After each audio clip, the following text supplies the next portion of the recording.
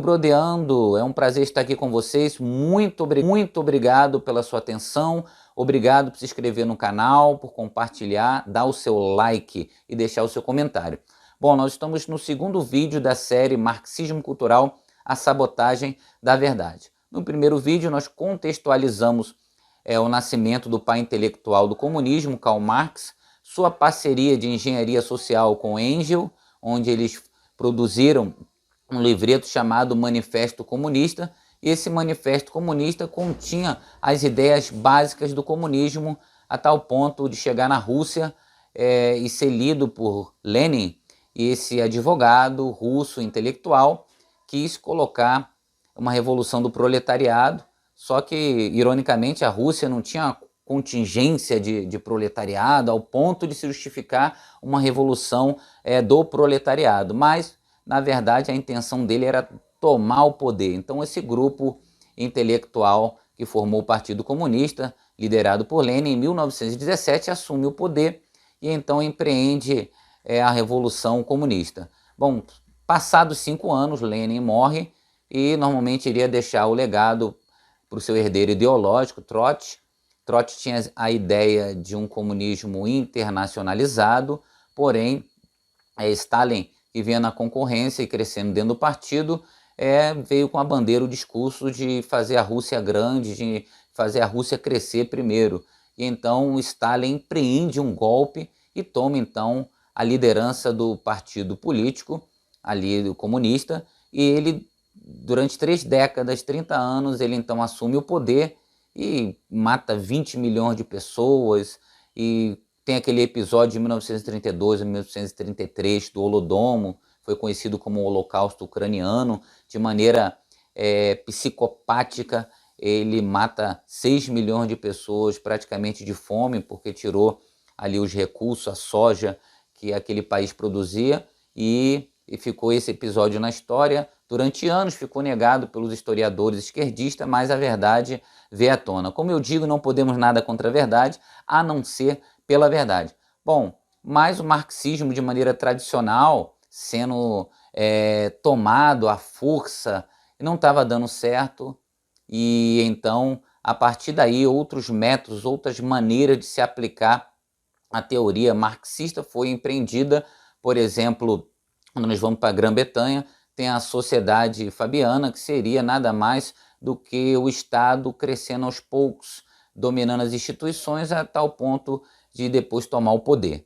Depois nós viemos ali para a Alemanha, que mudou o foco, ao invés de ser um socialismo, um comunismo baseado na economia, mas na política. E depois então o ápice seria então na Itália, quando um intelectual conhecido como Antônio Gramsci, que assume então o Partido Comunista, e ele empreende fazer uma análise filosófica da maneira como Karl Marx aplicou o comunismo. E ele então chega a ser preso por Mussolini, perseguido, e escreve então os cadernos conhecidos como os Cadernos do Cárcere. E então nesses Cadernos do Cárcere ele então empreende que a base piramidal que Marx falava da sociedade estava equivocada. A base não seria uma base econômica, mas seria uma base cultural, uma base de valores. Ou seja, o que dita o comportamento de uma sociedade não é necessariamente a sua economia e nem a sua história em si, mas são os valores, os princípios prezados por aquela sociedade que faz com que a pessoa tenha um determinado comportamento. E a partir daí ele analisou que a sociedade ocidental foi fundada ou influenciada pelos valores judaicos cristãos, e ele empreende então mudar esses valores. Bom, mudar de que maneira? Através de uma indústria cultural, ou seja, vamos tomar as instituições que produzem cultura, que produzem comportamento, para então mudar o pensamento dessa sociedade. Então ele empreende isso, uma troca entre armas por livros. Ou seja, em vez de ser via força, será via educação. E todos somos a favor de uma educação. Então, por isso que não haveria resistência, porque, educação é bom. Tá, mas a educação como um cavalo de Troia, né? Que vem aquele cavalo como presente, mas por dentro tem um marxismo cultural, moldando, ditando, colocando regras, colocando novos princípios, novas visões, e para isso ele teria que corromper a base da sociedade. E a base da sociedade são as famílias. Então, por isso ele falou, olha, nós temos que empreender uma guerra não de classe, mas é empreender uma guerra entre valores e princípios. Ou seja, vamos colocar agora o pai contra a mãe, os filhos contra os pais, brancos contra negros, homo contra hétero. Então eles começaram a empreender essas pseudas ou pequenas guerras, criando essas pequenas guerras de narrativas, essas pequenas guerras entre esses pares, para justamente causar um desmoronamento da cultura judaico-cristã. Bom, e aliada a isso, a escola de Frankfurt, na Alemanha, foi a reunião de alguns intelectuais que abdicaram do marxismo tradicional, ou seja, do comunismo, para então criar esse marxismo que seria de produção cultural. E para isso deveria de dominar os meios de produção cultural. Por exemplo, o meio de produção cultural imediato seria justamente os meios de comunicações. A televisão todos os dias está passando valores. Todos os dias, redes sociais, todo dia está passando valores, está emitindo conceitos todos os dias. Então, deveria de dominar esses meios culturais.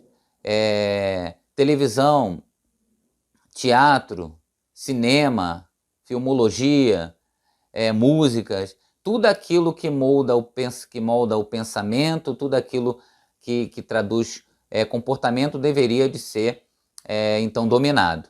E também a longo prazo, que seria a produção cultural via escolas. Então deveria de dominar as escolas, deveria de dominar as universidades, e para isso deveria de ter trabalhadores que acreditassem na causa. Aí entra os professores.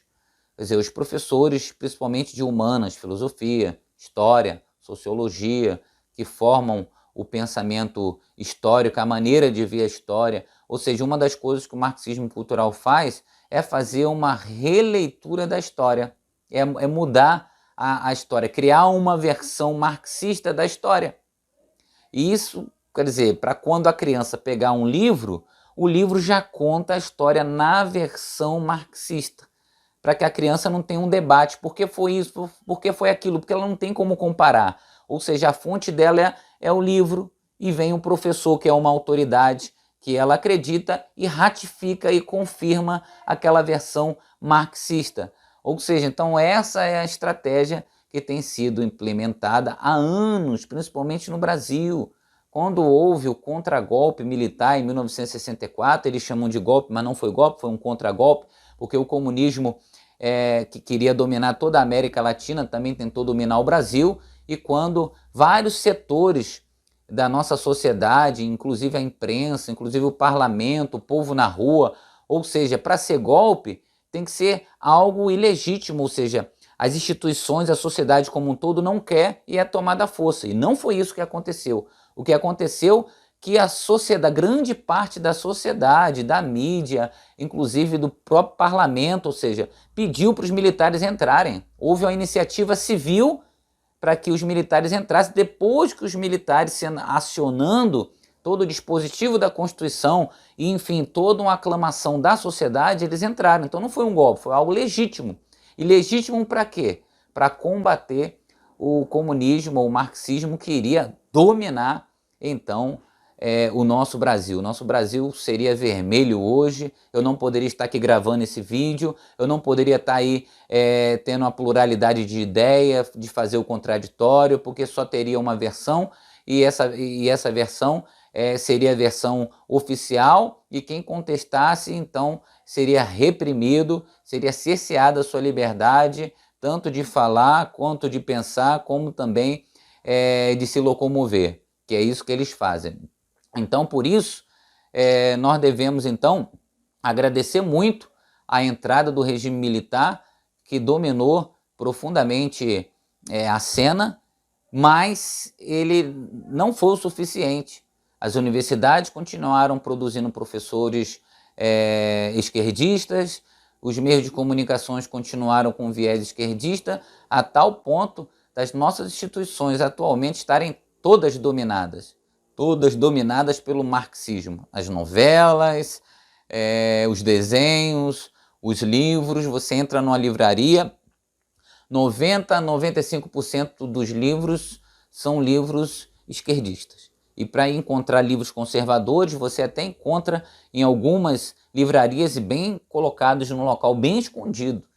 Então você percebe uma sabotagem muito grande da verdade. Não há um espaço para um diálogo igualitário, ou seja, né, espaços iguais para se propor ideologias diferentes, e aí então a pessoa decidir, não, há uma hegemonia cultural esquerdista, lamentavelmente, no nosso país e no pensamento brasileiro. Então, por isso, esses vídeos aqui para esclarecer você sobre o perigo do marxismo cultural e como isso tem alastrado a nossa sociedade. No próximo vídeo, nós iremos falar ainda mais dos pormenores, como o marxismo cultural, inclusive, ele dominou a linguagem. Nós vamos ver sobre o tal do politicamente correto, entre aspas, sobre como eles querem dominar a linguagem, fazer uma espécie de cabresto da linguagem, um controle da linguagem, para que a opinião da pessoa seja cerceada só no ato de falar,